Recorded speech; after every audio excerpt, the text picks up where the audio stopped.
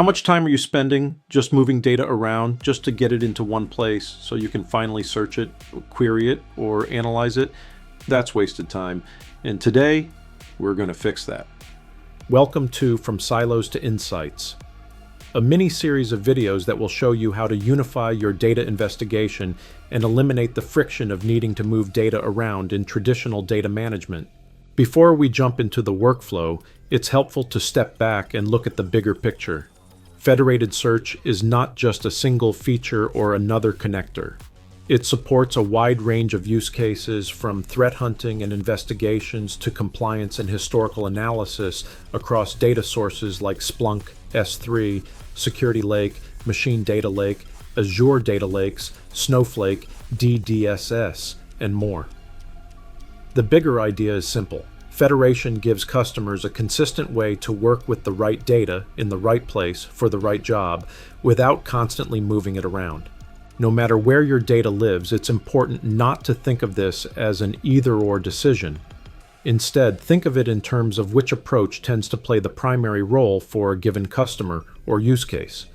On the left are environments where Machine Data Lake is often the center of gravity, usually because customers want a turnkey, Splunk-Managed approach, less custom lake engineering, and a strong AI-ready machine data foundation.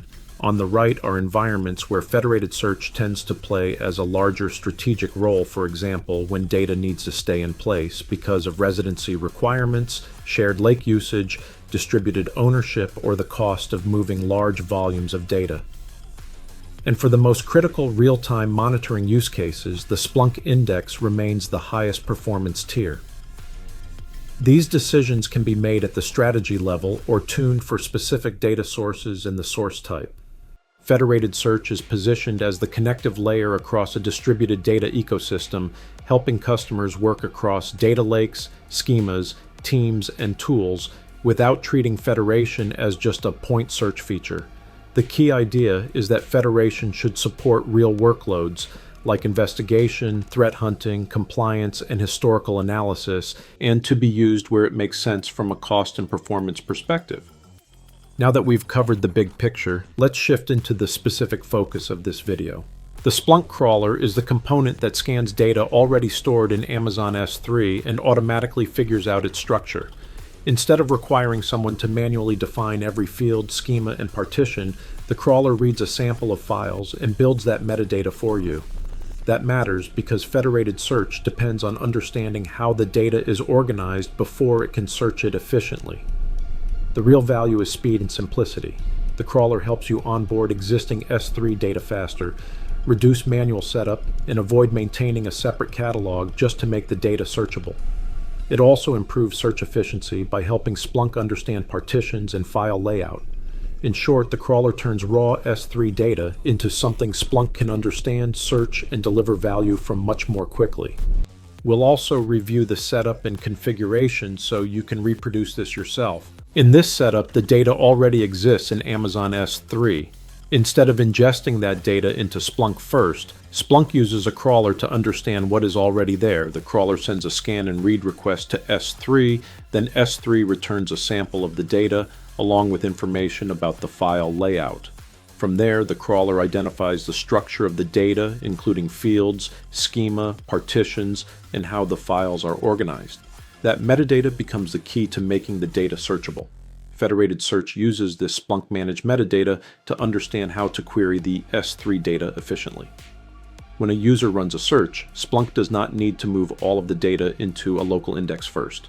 Instead, federated search sends a query request to S3, searches the data in place, and returns the matching results back into the Splunk search experience. The value is speed and simplicity. The crawler reduces manual setup, helps avoid maintaining a separate catalog, and makes existing S3 data searchable much faster. Now that we understand what is happening in the architecture, let's look at how this is actually configured. Let's start by looking at an S3 bucket with partition parquet data from a recent acquisition, specifically OpenSense firewall logs. Instead of ingesting it, we'll use federated search to analyze the data directly where it lives. Next, I log into Splunk Cloud and open the data management app. I go to Connections and select Create Connection. On the first screen, I choose Amazon S3 as the data store. Then I enter the connection details, including a name, optional description, AWS account ID, and the region that matches my Splunk deployment. On the Abilities screen, I select Run Federated Search. Splunk provides a custom trust policy. I copy that policy and switch over to AWS. In AWS, I open the IAM console, go to Roles, and update my existing role. I replace or update the trust relationship using the policy from Splunk, then add the required tag, Splunk Assumable Role set to True. I also copy the role ARN. Back in Splunk, I paste the role ARN into the connection. Since I'm not using an Iceberg REST catalog, I skip catalog configuration and create the connection. At this point, the connection exists, but dataset permissions will be finalized later. Next, I go to Datasets and select Create Dataset. I choose Amazon S3 and select the existing connection. Then I define the dataset by providing a name, optional description, and the S3 location. For data provenance, we select Self-Managed. This allows Splunk to automatically build the schema by inspecting the data. Next, in Dataset Configuration, we choose I don't have a catalog. This lets Splunk define the schema for us. We select Parquet as the format since we know that's how the data is stored. We could configure SQS to notify Splunk when new data arrives, but for this demo, we'll leave that disabled. We'll have Splunk build the schema and use the timestamp from the data payload. Finally, since the data is already organized using Hive-style partitions by date and time, we'll let the crawler automatically discover that partition structure. Splunk provides a resource access policy. Let's copy and paste it or update an existing policy. Once that's confirmed, we can create the dataset.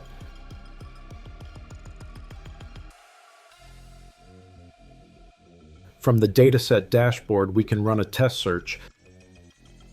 Before we do, we'll give Splunk a minute or two to build the schema. Now we can run the search.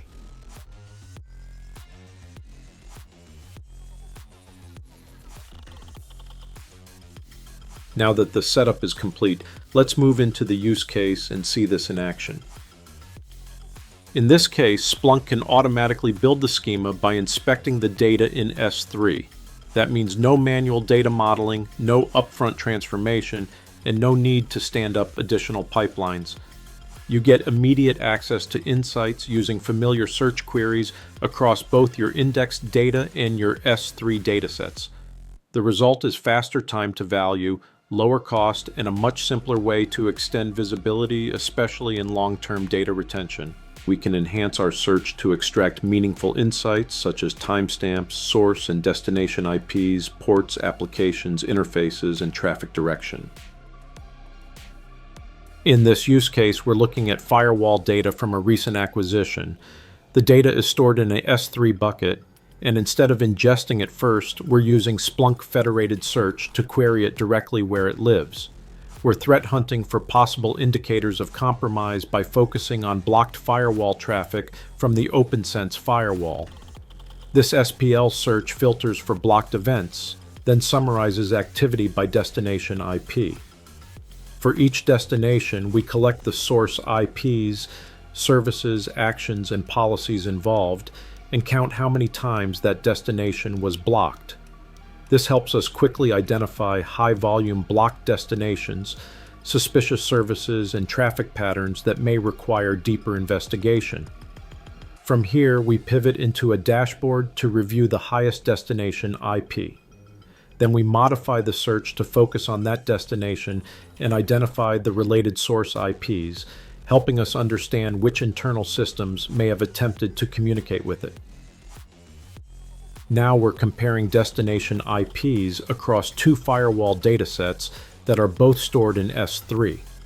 The first dataset is OpenSense firewall data from the recent acquisition. The second dataset is our existing Cisco ASA firewall data. Using Splunk Federated Search, we can query both datasets directly where they live without ingesting or moving the data first. We start by filtering the OpenSense data for blocked traffic. Then, for the ASA data, We extract key fields from the raw syslog events, including source IP, destination IP, ports, protocol, and application. Next, we normalize both datasets into a common structure and enrich the results with context like service, action, policy, and dataset source. By combining these views, we can compare destination IPs across both environments and identify addresses that appear in multiple places. This gives us a faster way to hunt for possible indicators of compromise, shared exposure, or suspicious infrastructure across the acquired environment and our existing network. As we wrap up, the value of federated search is about giving organizations more flexibility in how they work with data. Not every dataset needs to be fully ingested before it becomes useful. Some data may live in Amazon S3, cloud data lakes, partner environments, archival storage, or other external repositories. With federated search, Splunk lets teams search that data where it already lives, using the familiar search experience analysts already know. That means security, IT, and operations teams can investigate faster, expand visibility, and reduce the friction of moving data just to ask a question. Instead of waiting for onboarding, indexing, or duplication, teams can query external datasets directly and bring the results into the investigation when needed. This creates a smarter operating model.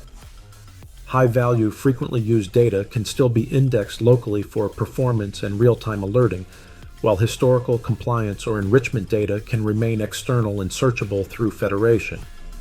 Federated search helps organizations shift from a data movement strategy to a data access strategy. The real value is simple. Keep data where it makes sense, search it when it matters, and bring insights back into Splunk where teams can act. My name is Mark Snyder, and thank you for watching.